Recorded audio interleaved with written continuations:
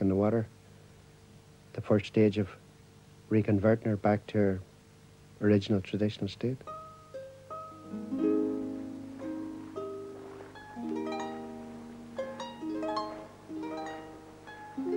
It would seem that the Connacht was built about the year 1842 on Minish Island near Carna in Connemara and worked in the traditional way until 1960, when she was bought and transported east to be converted into a modern Bermudan catch. She was painted white, 2 masts were put on her, and she was worked as a diving boat until 1976, when she went down in a gale. Having been brought up, she was stored in the cold quay at Dunleary for the next 3 years until I come across her.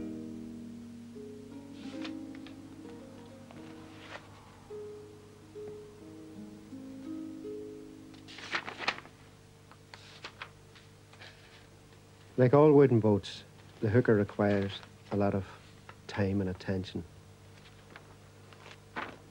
Several years ago, I decided to control my commitments in business. I'm a self-employed accountant on the Antrim Road in Belfast, and I deliberately keep my practice small in order to complete my work by the end of June, so that I can take 7 to 8 weeks off in my holidays every year. I spend most weekends of the year on her and sail the odd day when I want to.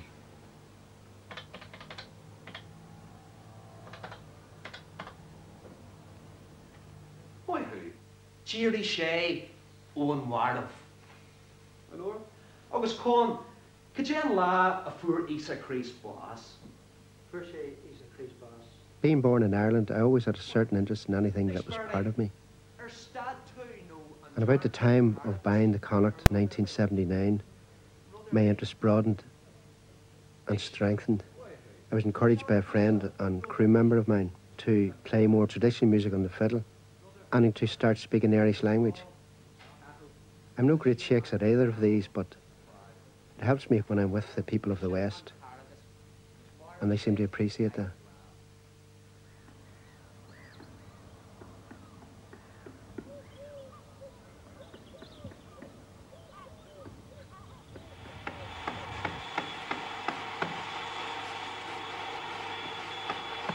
My main aim each year is to sail to the west to take part in regattas, specifically for traditional boats. And preparations have to start early to make sure we get there.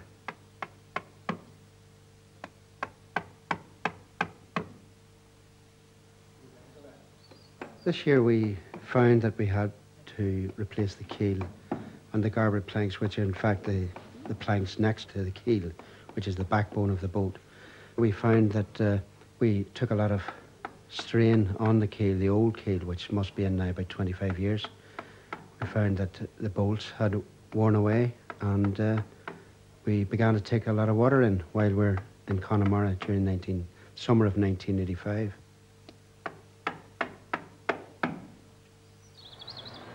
This is the piece of larch tree that's about seasoned now for 3 years, and we'll be using this to replace the port garboard plank. We'll be making a template, the shape of it, laying it on top of this and cutting it round the template. These pieces that you see here, the light coloured pieces, are sapwood and will not be used at all. We have to make sure that this is kept out of it. The cut out garboard plank then will be planed down, then fitted onto the boat, pressed into shape, and finally drilled and spiked.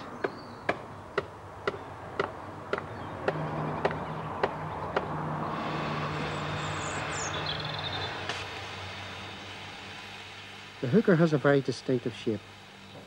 She's a high bow with massive bellies and a pronounced tumble home. That is, the inward curve from the bellies to the gunnels.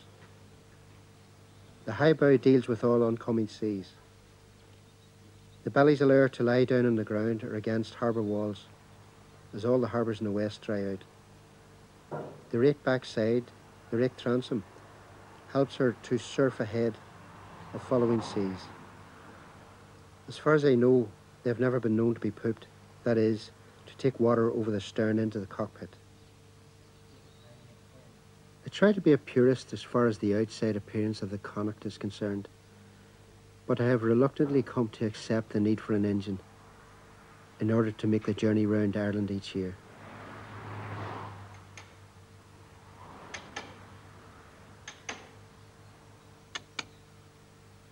Apart from the traditional work on the exterior of the boat, the usual comforts have to be made ready inside the cabin for living on board for up to 8 weeks while we're cruising.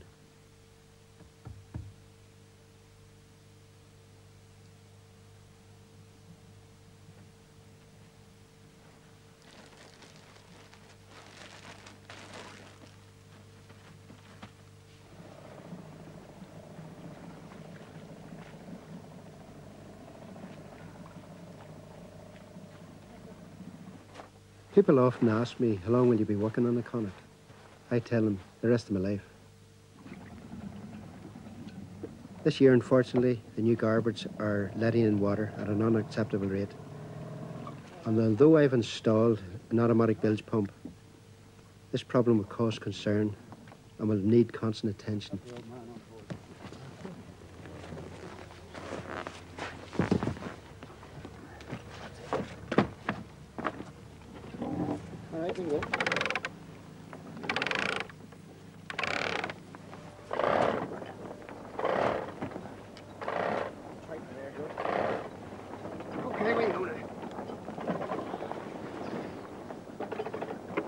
Raphael, take that. Right, swing up. Twice.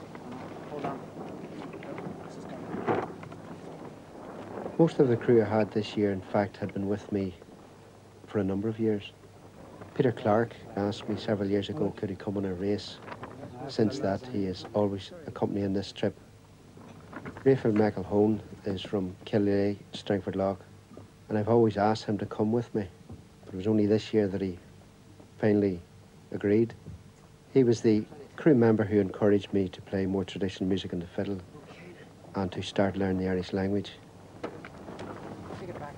Joe Taylor, I met several years ago when he literally bumped into me on another boat and broke my bowsprit off. We've become very good friends ever since that.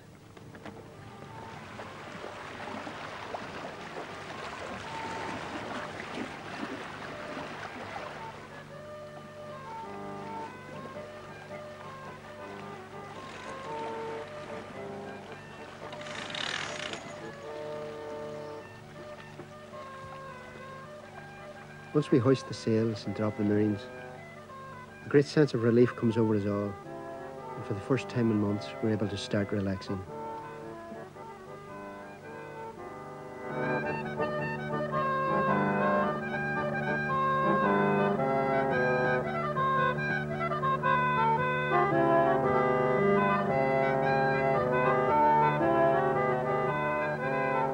On my trip round Ireland, no matter what conditions we run into, I'm always fairly confident, in fact very confident in the ability of the boat. She has been around since 1842, and I always know that I'm going to give in before she will.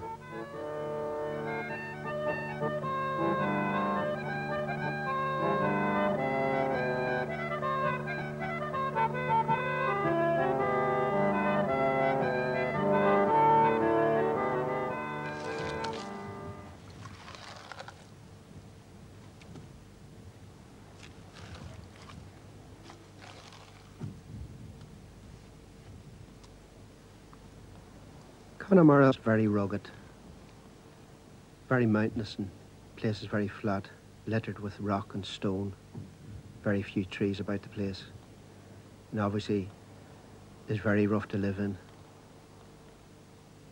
Nevertheless, it has a very strong attraction to me. I don't quite know what it is, but the life is simple, peaceful, although I'm sure it always wasn't like that for the people who live there.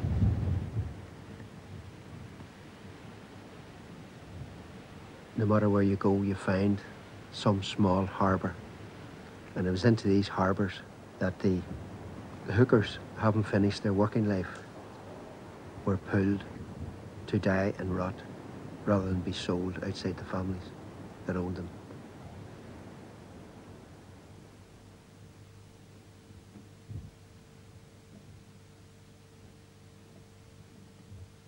That would have been the fate of all the Galway Hookers, except for the keen interest of a Dublin man called Johnny Helian and a boat called the Morning Star.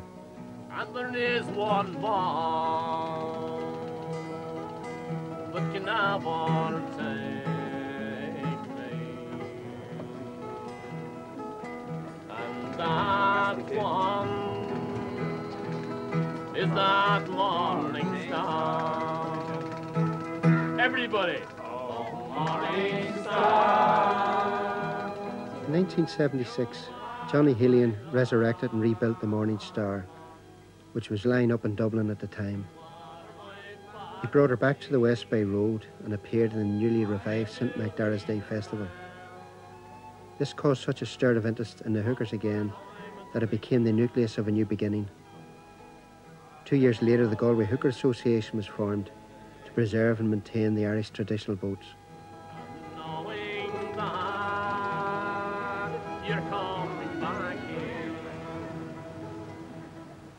Sadly, the Morning Star is again laid up for major repairs and can't be a part of this year's racing.